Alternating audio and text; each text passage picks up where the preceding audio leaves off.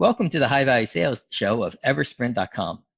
I'm Malcolm Louie, the managing member of Eversprint, and today we're speaking with David Drap, the president of WellnessIQ, a provider of employee wellness programs. Welcome to the show, David. Thanks for having me on. David, you grew your company's revenue from $2.4 million in 2014 to $7 million in 2017, a 188% increase. And in 2018, you hit around $10 million. Before we talk about how you grew your company so fast, can you briefly share what your company does beyond my quick intro and how your company differs from the competition? Sure. We have a very specific focus on health and wellness programs in the corporate wellness world. We have a specific clientele. We focus on the small and mid-market, which is around 75 employees all the way up to a few thousand. We have many very diverse clients and customers. We're one of the very few what you would call a general agency for all things wellness. We have biometric vendors, we have wellness platforms, we have partnerships with device companies, we have health coaching components, as well as lunch and learns and some other things. So we're pretty robust, and we can be flexible across the board, really regardless of your customer size and employee needs. We just need to know a starting point. So you mentioned that you're a general agency. So how much of what you provide your clients do you do yourselves, and how much of it are done by your partners? Yeah, great question. So we are, in essence, the service provider, and that starts with the sale of whatever we're selling to a particular customer. So we offer multiple wellness vendor platforms, and once we know the basics and the framework around what their areas of interest are, then we work through the sale, we work through the incentive design, and then we work through the launch of that particular product and service. And then it's my account management team that services the customer for the duration of that particular contract. So the wellness program, the core of it is provided by a partner of yours, or is the core provided by your team? Yeah, so the core services, meaning the portal and the mobile application, are provided by our partner vendors. So we represent Virgin Pulse, we represent the Vitality Group, we represent Red Brick Health, and we represent MIU Health. And we've just added a new vendor platform we're pretty excited about too. It's called WellnessIQ. So those are kind of the core drivers. They are hubs, if you will, that aggregate data, track your steps, provide nutrition content, and so on. And it's all in kind of the palm of your hands. And then our account managers are the folks that would design the program up front with the customer's help. Okay, do we want to do participation-based programs? Do we want to do outcomes-based? Do we want to add biometrics? Do we want to add flu shots? What about health coaching? And then we become the kind of the air traffic controller around all of those things. And then we help out with admin work and reporting and reviewing reports and so on with our customers on an ongoing basis. Okay. Now, could your customers go direct to those vendors if they wanted to?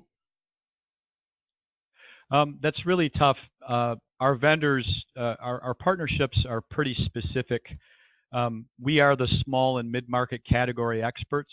So for the most part, our vendor partners are more interested in working with groups that are a little bit bigger. We've got a lot of category experience in that small and mid-market space. My average customer size is about 350 employees. So for the most part, you would have to go directly to us if you fall within that particular small or mid-market category.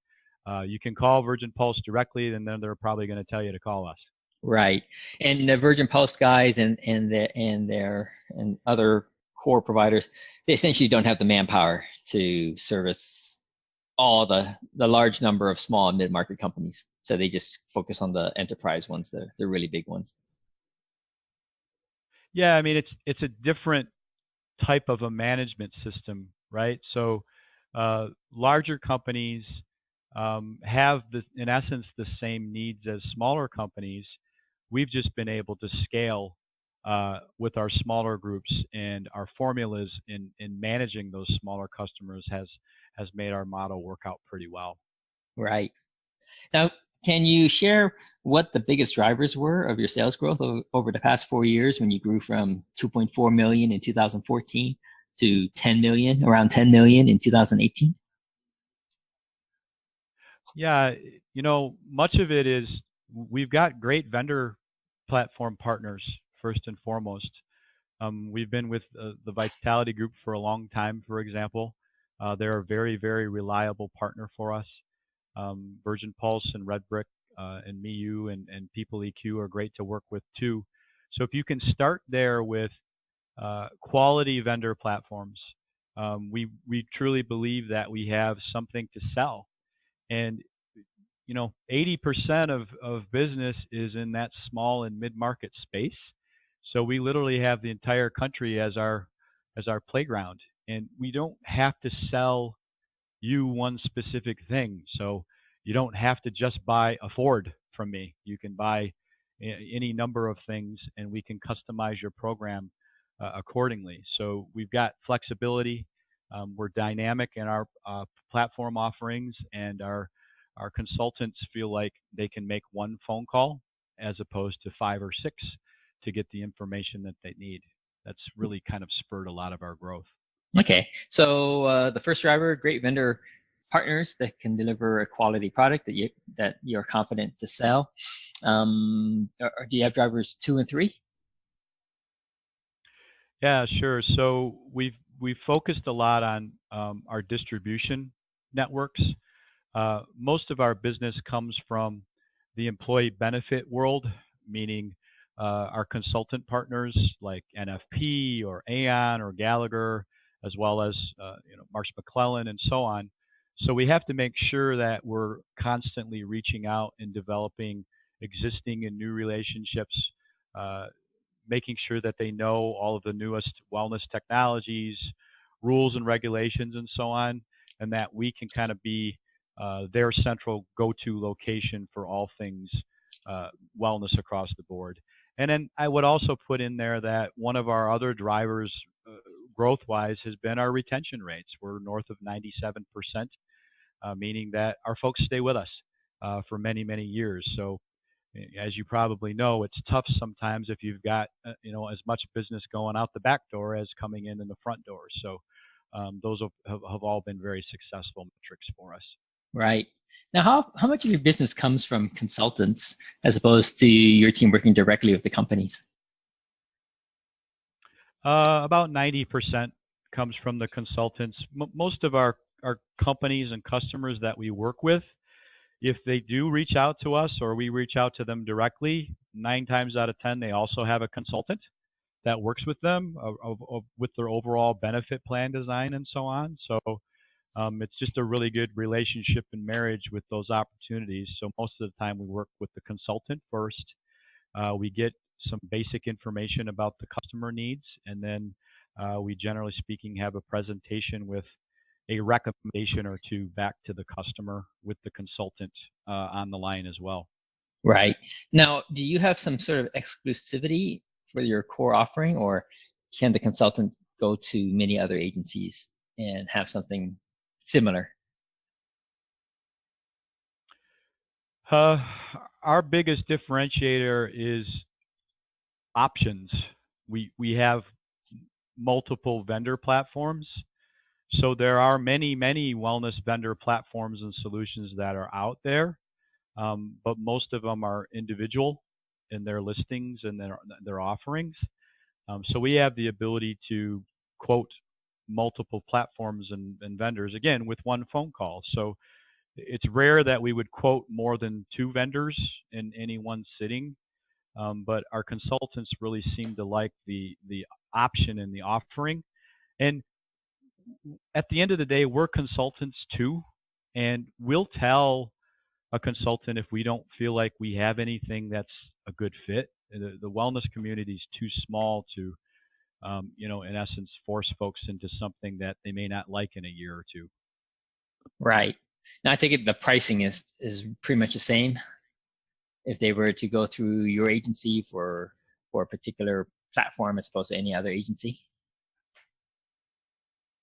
Yeah, we're just not aware of really any other agencies that are like us that are truly specifically designed to be just a wellness general agency. So yeah, the pricing is similar, and then the offerings, in many cases, you can only get through us, through our vendor platform relationships, because they're not going to go below a couple of thousand employees as their minimums. They'll sell it to you, but they're going to charge you for those minimums as well. So that's why we can quote for a 400 life group as opposed to a couple thousand. Oh, interesting. So some platforms, and so the minimums vary with the agencies you work with. You mean the vendor? Well, yeah, you mentioned before it was about some have a 2,000 minimum employee count, and then you said that you can quote for 400. Yeah, so that's how we've built our business, where we are these small and mid-market category experts. So our vendor platform relationships won't go below a specific threshold of people. Right. So they won't go below 2,000, for example. So that's where we come into play. We'll quote off an eligibility file that we receive. Okay. So your clients can still pay for 400 employees, right? They're not subject to that minimum. Correct. That they may have, right? Yep. Okay. And you're saying other agencies That's correct. Yep. might not have that latitude? Not that we're aware of. I mean, there might be somebody else out there that has a specific relationship with another wellness vendor, but usually that's one other wellness vendor, not 4 or 5 like we work with. Right. Yeah, it's a nice advantage to have, to be able to quote something that fits your client's needs much better. So, okay. So just to recap, the 3 drivers: 1, you have great vendor partners. 2, you develop your distribution network, which is primarily the consultant partners. And 3, retention, over 97%. So what do you think is behind the retention rate? How are you guys keeping people on board, over 97% each year? Well, that's, there's a lot of reasons for that.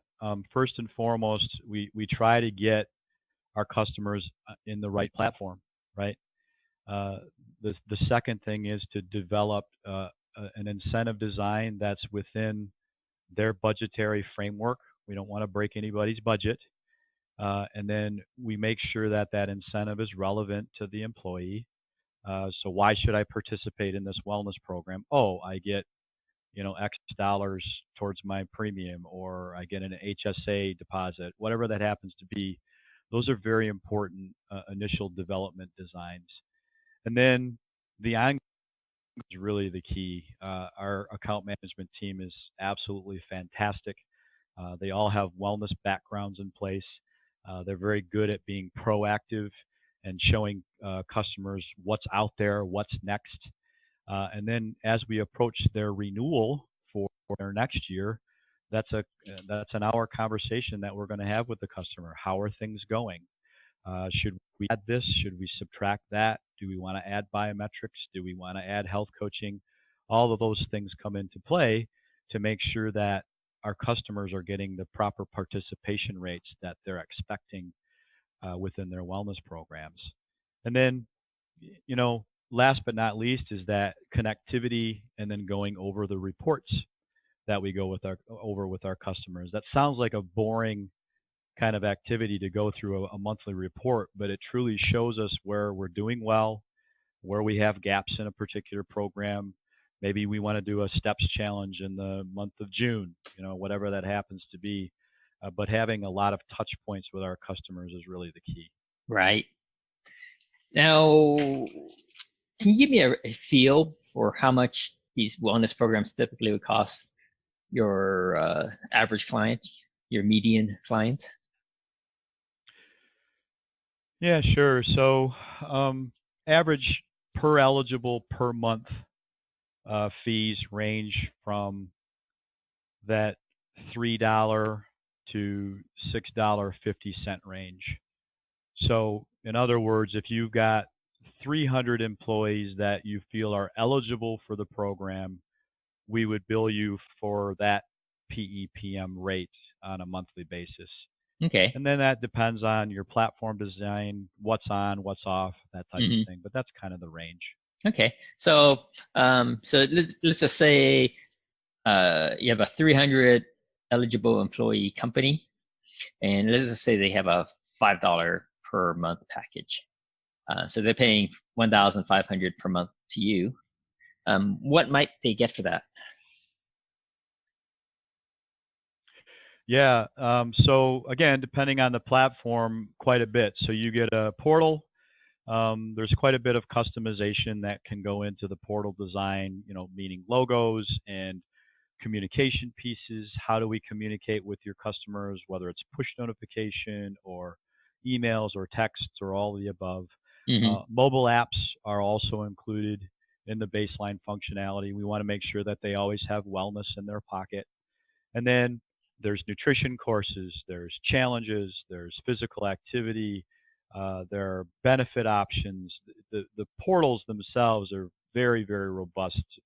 150, 200, 300 different activities that are available to the employees once everything is turned on. Okay. So they're spending $1,500 a month, about say $18,000 a year. Now, when they're evaluating investing $18,000 per year, how do they figure out what return they're getting out of that? Like, do they view the wellness program as an investment, or do they view it as an expense? Yes. Every customer is case by case, right? So some of our customers are investing in a total well-being platform, right? And their goal is to have healthier, happier employees, which I'm sure is many companies' goals. That then feeds into the possibility of premium reductions over time.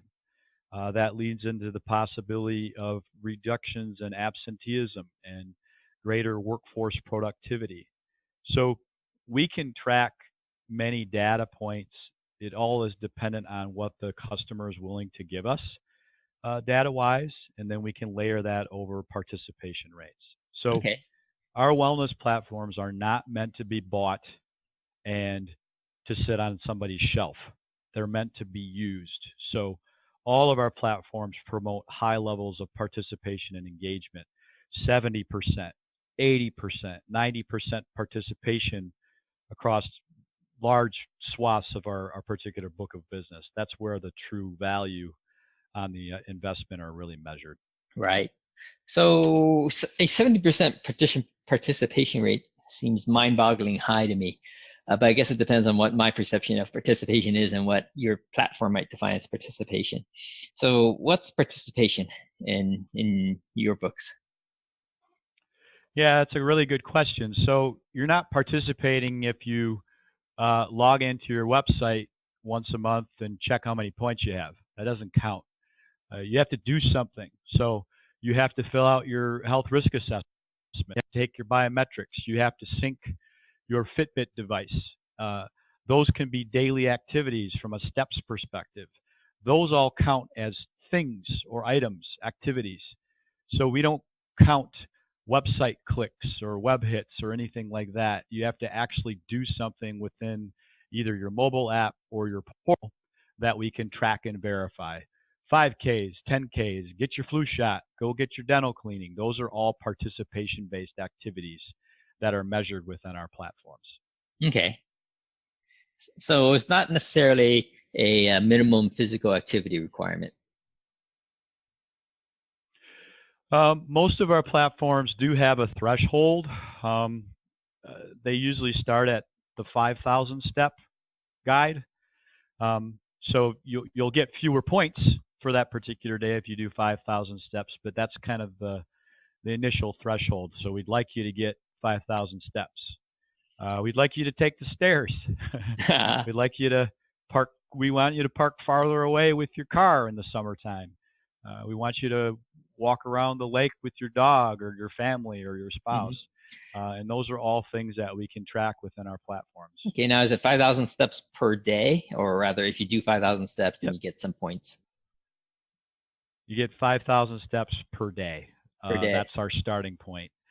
Yep, and then that's a lower level physical activity.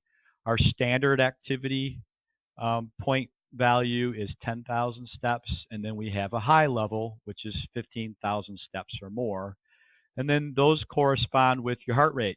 So if you have your heart rate and physical activity baselines for specific amounts of time, then we can award you for those points instead. So if you're cycling, for example, you're not going to have 15,000 steps.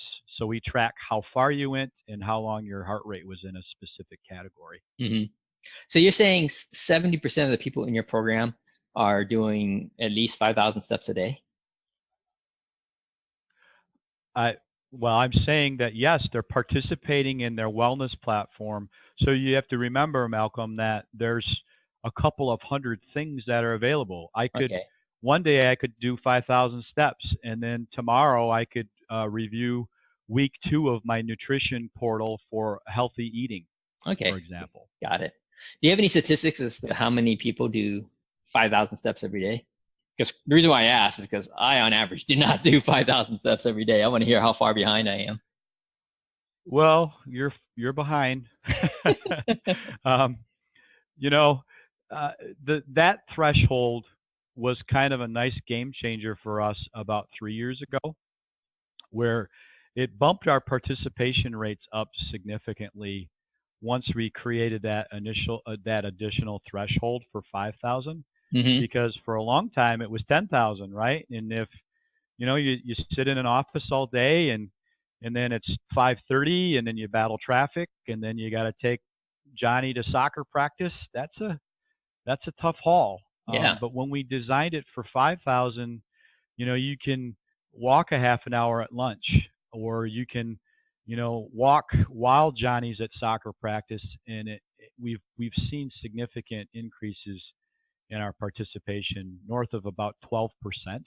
Yep. In increases in our physical activities. So I don't know if that helps you at all, but well, I've done not the math. Alone by any means. It's just yeah. Well, I've done the math. Like I'd love, I say to myself, okay, I'm going to do 10,000 steps every day, and I've worked out how long it would take me to get to that 10,000 step mark. It's literally an hour of jogging for me to get to 10,000 steps. That's a big chunk of time. Yeah, but if you break it up and you do, so now your goal should be 5,000. Ultimately, you'll get hungry upon your success stories, and you can set your Fitbit or your watch with whatever initial steps counts that you want. Yep. And then you'll get it done. I mean, it's more like 30 minutes, 35 minutes for that initial investment, and then you'll find you're a week and a half into this process, and then now you're averaging 7,200 steps for whatever reason. It's a change in your habits. That's all it comes down to. So you guys must have tons of data you can analyze. Have you found the magic number where people continue with the program for X number of weeks and then it becomes a habit? Yeah, it's a really good question. So in most cases, depending on the habit, so let's take a more basic one. Let's say it's taking the stairs at work. Let's say you're on the 4th or 5th floor of an office building. That takes about 30 days to track, verify, because you have to bring your subconscious habit of taking the elevator to your consciousness. So you have to walk in every day and literally force yourself up the stairs. Yep. And I'm referencing this because I went through this process myself about a year ago.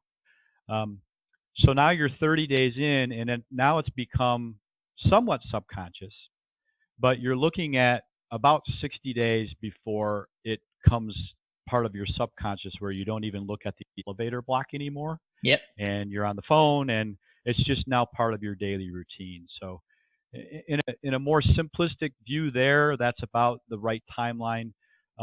If you're looking at more specific physical activities, it will take longer, more like 90 days, where you're just kind of noticing that you're not needing a nap on a Saturday afternoon anymore. But that's about a 90-day process in Right. some of the more robust things that you're trying to change. Right. How about sleep? Do you incentivize people to get enough sleep? We do. So our preference is that you sync your device on some level. Now, to be clear, sleep tracking is not a perfect or exact science quite yet, but we do reward points on a daily, weekly, monthly basis for tracking your sleep. One of our vendor platforms also offers a specific sleep challenge where you're in essence putting your phone in sleep mode for 8 hours a night, for a duration of 30 days. But I just saw a new study. We're sleeping a little less than 7 hours now a night as a country. So that's Right. kind of, everybody's cranky. So Yeah, we got to get definitely. back to getting some sleep in. So like, or have you designed incentives for some of your clients where, if you get 7.5 hours rest, you get more points, something like that? It's more designed within the overall wellness platform. So that's one of the categories that we can incent and give you points for. Right. Is your sleep tracking. Right. And then once you sync your device the first time, then you're kind of off the hook from having to do it yourself. Right. But I mean, companies aren't giving points for people getting more rest though, other than tracking the sleep. Well, we do give you points for, getting the recommended amounts of sleep, but we don't do any wellness programs that are only designed around getting more sleep. Right. Just so part of it. It's not like, exactly. It's part of the overall well-being. Exactly. Right. Okay. How about another one? Now that we're doing this activity tracking, one of the biggest distractions are just being interrupted by your phone and email and messages and notifications. Do your companies, your clients actually ask for some ways of incentivizing people to not be distracted, to turn off their phone, like you mentioned, putting it on sleep for 8 hours a night, or maybe in the office, do something like that as well to be more focused and less distracted? Yeah, most of it's designed around our overall mental well-being programs, but those all feed into each other, right? So if you're highly stressed, for example, you might stress eat, or you might not be at the top of your game mentally or physically if you're highly stressed. And the core to that in a lot of these cases is getting proper amounts of rest. So we've got a couple of white papers that we've gotten from our wellness vendors that actually track that darn blue light on your phone. And that's an immense distraction where you're not falling into those deeper levels of sleep. I mean, you'll know when you have a deep sleep night overnight. And what we found is if we can get you to go to put that phone into sleep mode by about 8 o'clock at night, 8:30, then you don't have access to your emails anymore, and you're not on Twitter, and you're not on all these different things. When you do lay down for bed, you're more present in the moment. Maybe you're snuggling with your son or daughter or whatever it happens to be, or you're watching a show or whatever that is, but that gets you closer to those deeper levels of sleep much sooner if you don't have that one major category distraction. And we've got the data now that supports that with these different sleep studies where people have significantly improved their sleep habits just by shutting the phone off at 8 o'clock. I might give that a try. It's not a bad idea to test that out. So how about during the day? Yeah, we've got steps goals now, and yeah, I know. This might be the most health-inducing interview I've been doing for myself here. Right. So exactly. Yeah.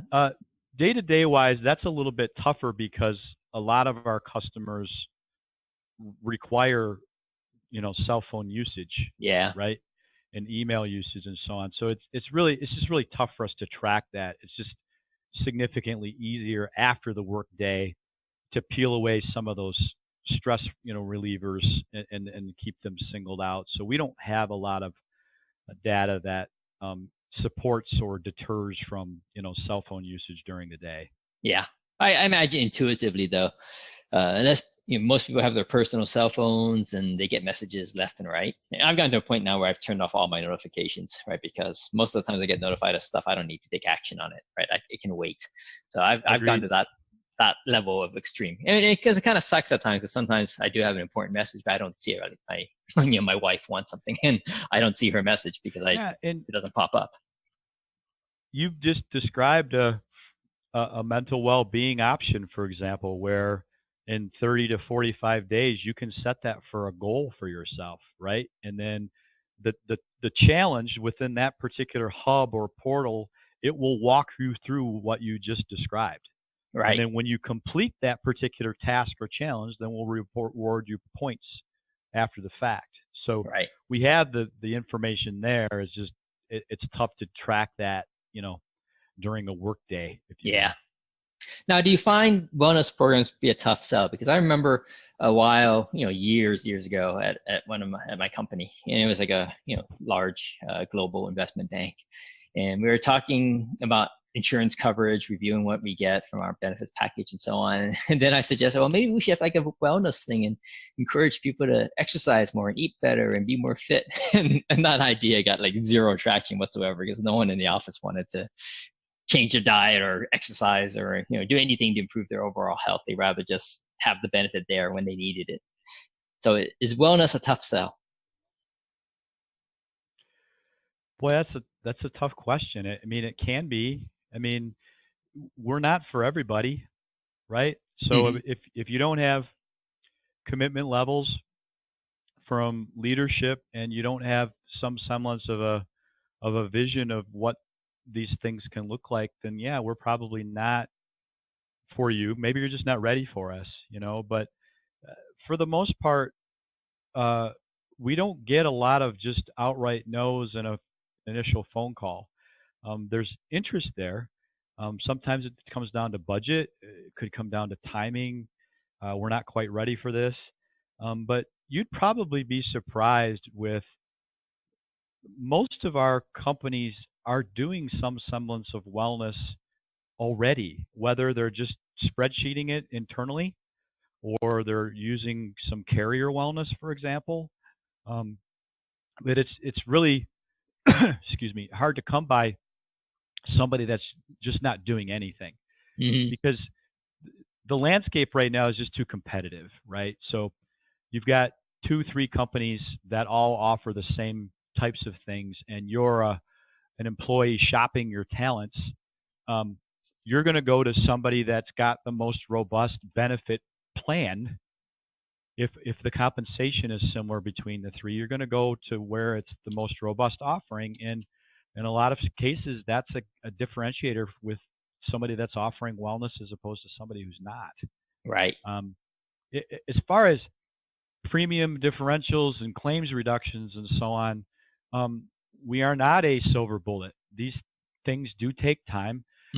We don't see real tangible outcomes from a financial perspective until a year and a half in. So we talked earlier that it takes you a while individually to create a new healthy habit. It's the same thing for the company. So we're not going to come in and pitch you and sell you and say, hey, Malcolm, you're going to get a 5-to-1 return on your ratio for every dollar you invest. It's just not the way it works. Yep. Now, what it is, this is not, we like to joke that it's not rocket science, but it's really not. If your employer is providing you tools to improve your health and wellness, and there's many offerings, then you're probably going to try something. And lo and behold, you lose 11 pounds in 2 months. Right. You feel better about yourself, but really almost more importantly, you're going to feel better about your employer because they gave you the information in the first place. Right. Yeah, definitely. Nice having the option there for sure. So you mentioned weight loss. For those companies of yours that did have that incentive in there, how successful has weight loss been through the wellness programs? I don't know what I can quote as far as percentages are concerned, our platforms are focused on. And this isn't a cop out by any means. This is the honest answer. So we want to make you as well-rounded as we possibly can. Mm-hmm. Okay. So I don't want you to lose 11 pounds because you stopped eating. Right. Okay. I want you to lose 11 pounds because you started to track and sync your Fitbit device and you're getting 6,000 steps in a day. Yep. And then you're getting up a little bit earlier in the morning and you're eating healthy oatmeal as opposed to an egg sandwich from McDonald's. No disrespect to McDonald's, right? But we want you to do these things the right way. So then, that's why these biggest loser types of challenges have, if you notice, they've kind of faded away mm-hmm. for the most part, because 90% of those people not only put that weight back on, they gain more. Right. Because they didn't do it right. Yep. Right. So our goal is to provide you with the information and the resources, make it fun, work with your coworkers and participate in a team challenge. And then you're going to not only lose weight, but you're going to also become more mentally well, and you're going to be less stressed financially because we showed you some things, how to build a better budget on a website or something like that. So we try not to just key in on, this company lost 800 pounds. That could be good or bad. Yeah. True. Long term for the success of that company. Yeah. You also mentioned one thing during our conversation here about how by offering these programs, you can do it with your coworkers, right? And that's so much easier to accomplish your goals, whatever it may be, right? Weight loss, strength, conditioning, sleeping more, right? When you have others in your immediate group doing the same thing, as opposed to you doing it individually. Yeah, I mean, we tap in. A lot of our customers are competitive in nature, right? Yeah. So you do a team steps challenge. Now you're tapping into former athletes and folks that are competitive just in nature, and then they make great team captains. And then the next thing you know, you're recruited to be on somebody's team. And then you can heckle each other on a leaderboard or a blog, and it just creates this virtual social network. Kind of, how Facebook has been able to master that. We can design team challenges that are themed. Part of the fun is coming up with your own goofy team name, and then you create that bond and that camaraderie with the 8 or 20 other team members and employees that are on your team, and you all have a common goal. Yep. Now your team helps with creating these sort of team events, team contests, or is that already built into the platform? Okay. Yep. Yeah, I can see how just being creative and thematic absolutely. and timely can really make it much more effective. So, all right. And you can do some fun things over the summer, as well. Yeah.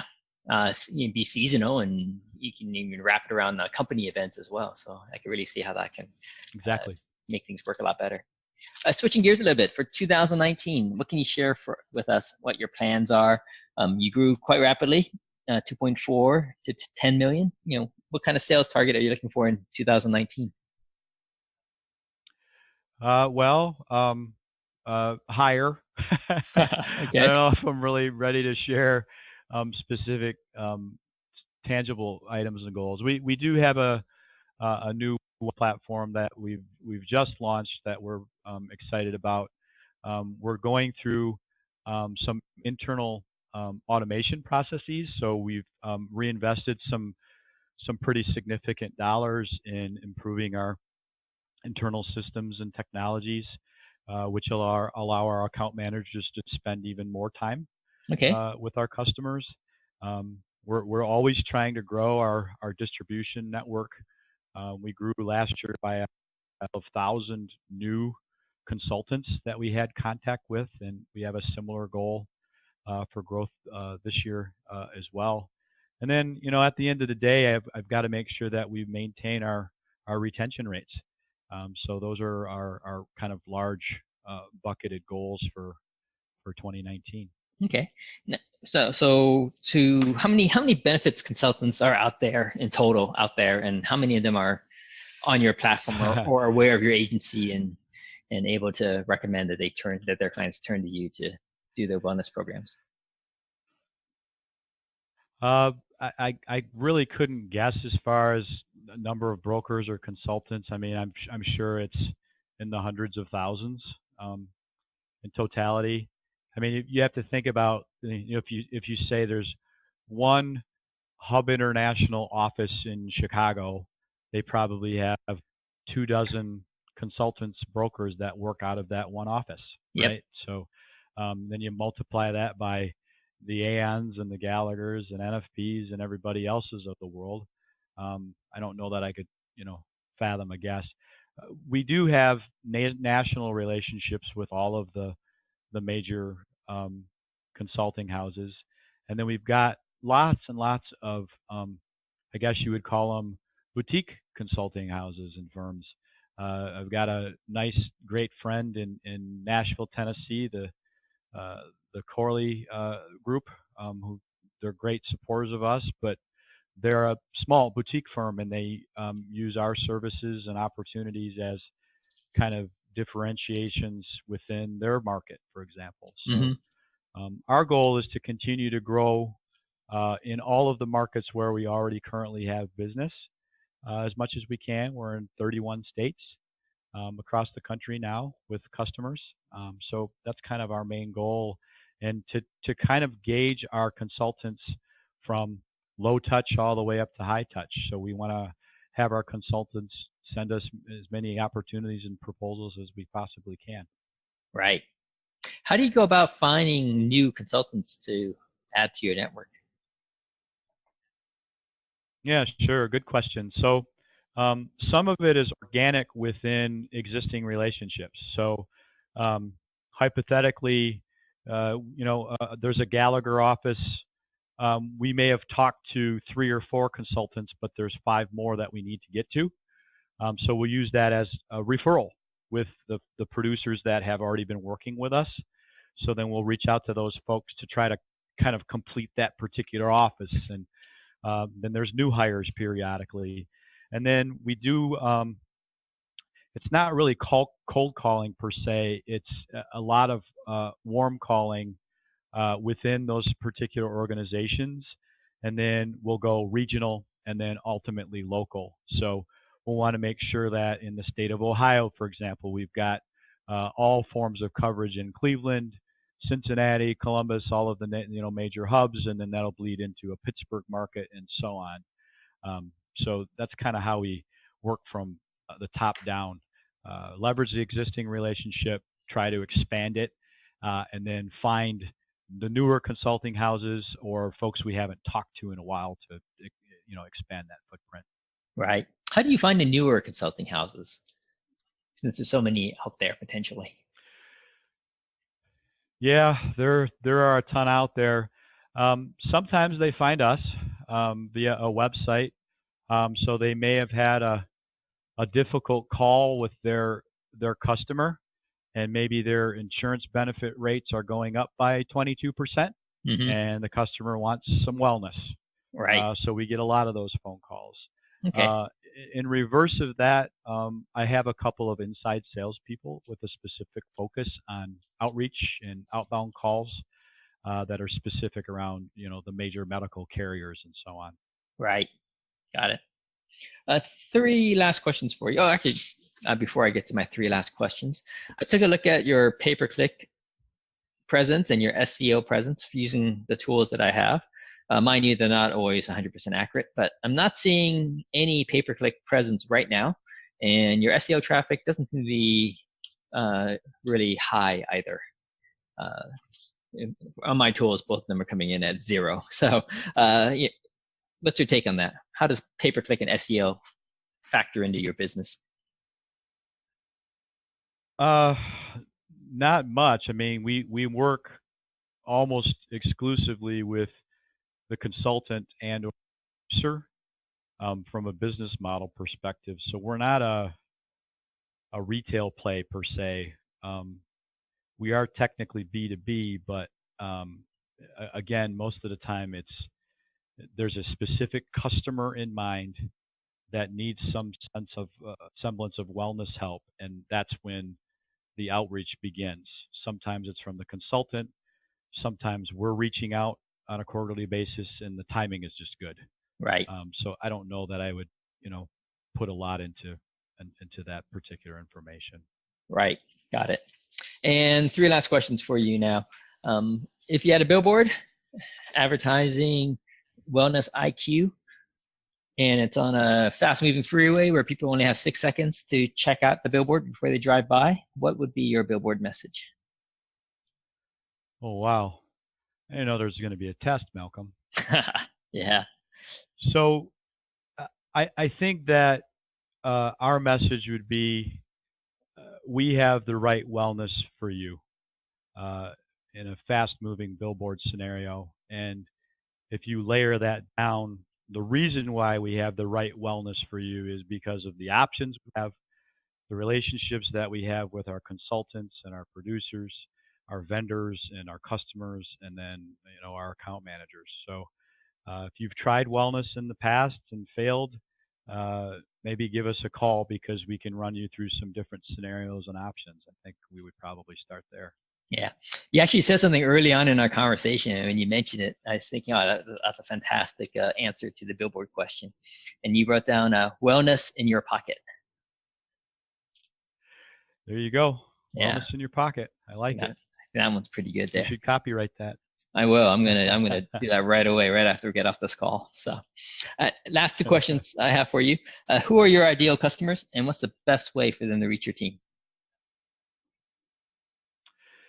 Okay, so our ideal customers are customers that are inclusive in their overall employee total well-being. In most cases, they've already tried some semblance of wellness, and we're kind of there to guide them through the process and to try to get their participation and engagement rates up a little bit higher. I had mentioned before our average customer size. You can be located just about anywhere in the country, as you referenced. We can put wellness in your pocket, really anywhere you are. And then our preference is to offer some other services that help enhance that user experience, things like biometrics and health coaching services or lunch and learns or whatever that happens to be. Those are our highest performing customers and clients that always have high participation rates. So that's probably who I would say is an ideal customer for us. And what's the best way for them to reach out to you or find a consultant who can engage your company's services? Yeah, absolutely. So our website is wellnessiq.net, and we have an email there where it's info@wellnessiq.net, and I've got a whole boatload of folks waiting outside my door to answer any information and requests we get. All right, awesome. Dave, it's been great having you on my show today. Really enjoyed hearing how you grew your company so fast. Well, we're going to be checking in with you with your steps goal now, and we'll go from there. Wow, I wish I didn't say that. I might need to edit out those parts now. I think I didn't talk about my weight loss goals. That would be more challenging. So. All right. There you go. We've been speaking with David Drap, the president of WellnessIQ, about his company's rapid growth. For interviews with other fast-growing, high-value sales companies, or to learn how we can accelerate your firm's high-value sales through automation, visit eversprint.com.